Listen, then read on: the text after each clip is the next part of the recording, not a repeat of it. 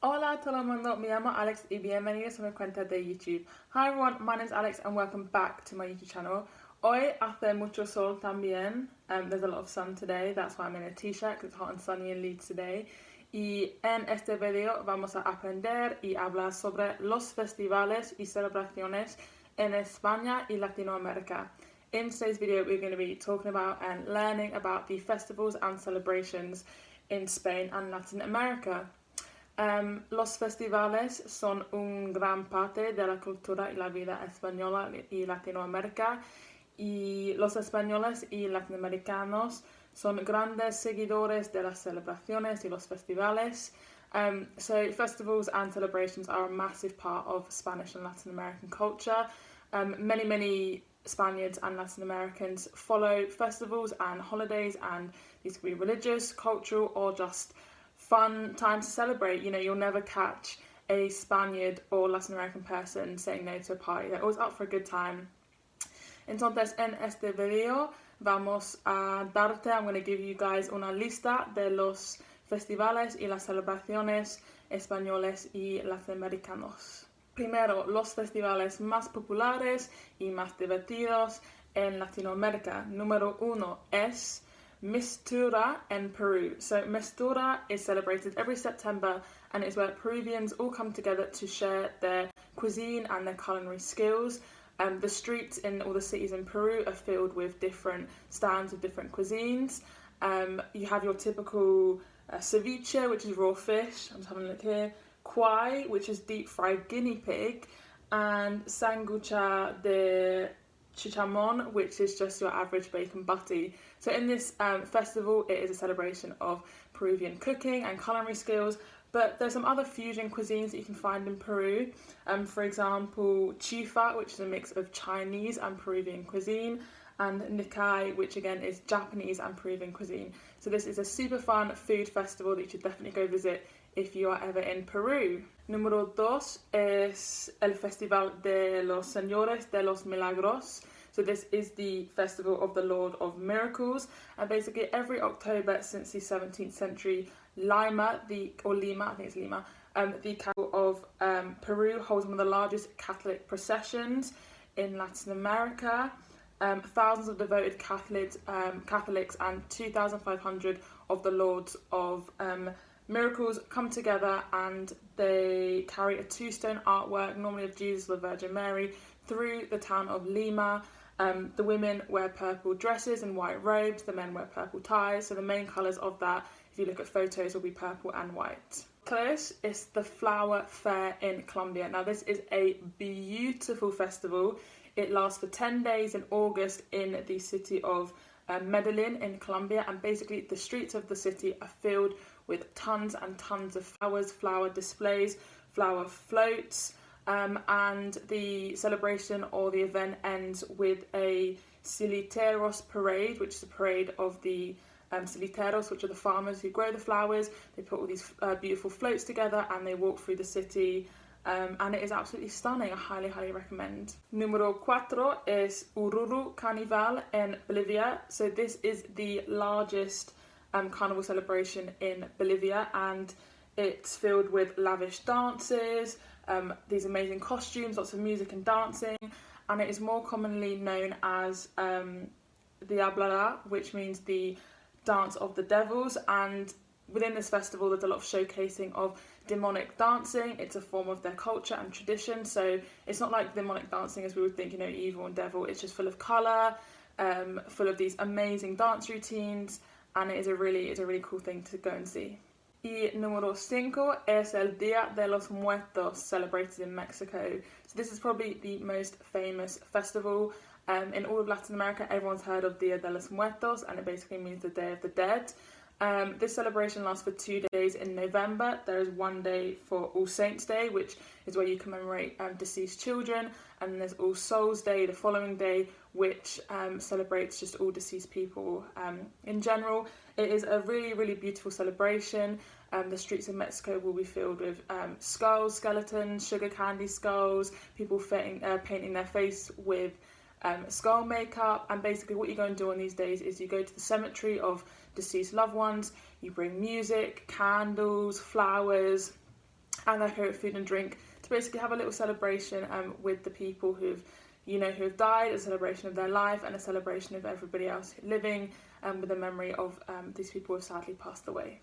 En España también tienen muchos festivales y celebraciones. In Spain there are also tons and tons of festivals and celebrations. I'll just be going through the top 5 here, but there are so many, so go please do some more research if you ever plan on visiting both Latin America or Spain. It's a really incredible thing to go. So in España there is Semana Santa, which is the Holy Week, and basically in the week leading up to Easter there is a massive religious procession throughout all the cities in Spain. There are huge ornate floats, which basically are just floats covered in beautiful decorations, normally commemorating Jesus Christ or the Virgin Mary. This Holy Week or Semana Santa has been part of Spanish culture for centuries, and it has accumulated quite an attraction. It attracts lots of tourists every year due to these amazing floats, all the costumes, and the music just makes it an Easter celebration like no other, and I highly recommend going and watch it because it really is incredible. You'll never see anything like it in your life, so highly recommend.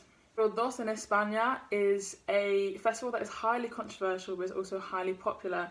So there's the San Fermin bull run. So in the town of San Fermin, every year there is a bull run, which is hugely popular but as before highly controversial. Is when people fill the streets and they let bulls on the loose and they basically have to run away from the bulls. It is highly dangerous and I do not recommend going, but it is just a really interesting thing to talk about. It's a very highly disputed topic in Spain, all their bullfighting and bull racing. Like I said, I don't recommend going because it is very dangerous, but it is an integral part to the Spanish culture and the Spanish life. And the festival is larger than just San Fermin. It basically takes over the north region of Spain, and the bull run lasts for a week in early July. And it is super important to talk about these traditions that may be seen as quite controversial and quite dangerous, because at the end of the day it is an integral part to the Spanish culture, and even if there are disagreements it's still important to understand where they're coming from. But like I said, I do not recommend going. It is very dangerous. It kills a lot of people and bulls every year. So do not go. Número 3, so this festival, La Tomatina, is probably one of my favourite festivals. When I go on my year abroad next year, I really hope I can go and participate in it, because it is basically the world's largest food fight. So for this festival, La Tomatina, you need to get a ticket to enter, because it is held for 1 hour on the last Wednesday in August in Buñol, which is a city in Spain. And you need an enormous amount of tomatoes because it is a tomato food fight. Basically, everyone takes to the streets, you have your bags full of tomatoes and you just start throwing them at anyone and everyone. It is so much fun. It looks incredible. I put some photos of all these festivals so you can kind of get a feel of what they're like. And I highly recommend you guys going to it if you ever visit Spain, because it looks so much fun. It's the world's biggest food fight. What else is there to love than food fight? Número 4 es las fallas. So throughout several nights in March in the city of Valencia in Spain, Las Fallas is a festival that takes place. It is basically where the streets come alive with these massive, gigantic paper mache sculptures. They are stunning and so well made. They are so intricate, and the streets are filled with these massive things. The procession goes on for, like I said, a couple nights. People showcase their talents. They showcase these giants, and then at the final night all of these giants are burnt in a massive bonfire that you can attend. You can bring food, family fun, parties, and a few of the most impressive giants do get saved and put in Valencia's Las Fallas Museo, the museum of these Las Fallas massive giant sculptures. El festival número 5 es Moros y Cristianos. So this festival basically embodies the last 700 to a century history of Spain. If you look in any Spanish textbook or any book that talks about history of Spain, there was a period where Spain was dominated by two clashing cultures, and this was los Moros, the Moors, y los Cristianos, the Christians. These two religious groups had completely different views of life. They had different opinions. different perspectives on life, different belief. So this festival celebrates the convivir, as you'd say in Spanish, the co-living of the two religions during Spanish history. The festival takes place for 2 days in April. This is not for the whole of Spain. Different regions have different days, but for the most part it is held for 2 days in April, where there are mock battles and parties of the moros y cristianos to basically celebrate the 700-year history of these two religions and cultures in Spain. It really is a festival you don't want to miss. It's pretty incredible. People dress up in traditional dress. There are these mock battles and mock fights, and it just really is an incredible thing to go and watch. Entonces, eso es los festivales más populares y divertidos en España y Latinoamérica. Espero que hayas disfrutado este video. I hope you guys have enjoyed this video. You know, festivals and celebrations are huge parts of both Spanish and Latin American culture and life and history. So if you ever get the opportunity to go and visit any of the Latin American countries, Mexico, Chile, Bolivia, Brazil, Colombia, or Spain, make sure you do go and have a look at some of these festivals, and you can go research a few more, because it really is incredible to watch. You know, in the UK we do have festivals, but nothing quite like the Spaniards and Latin Americans do.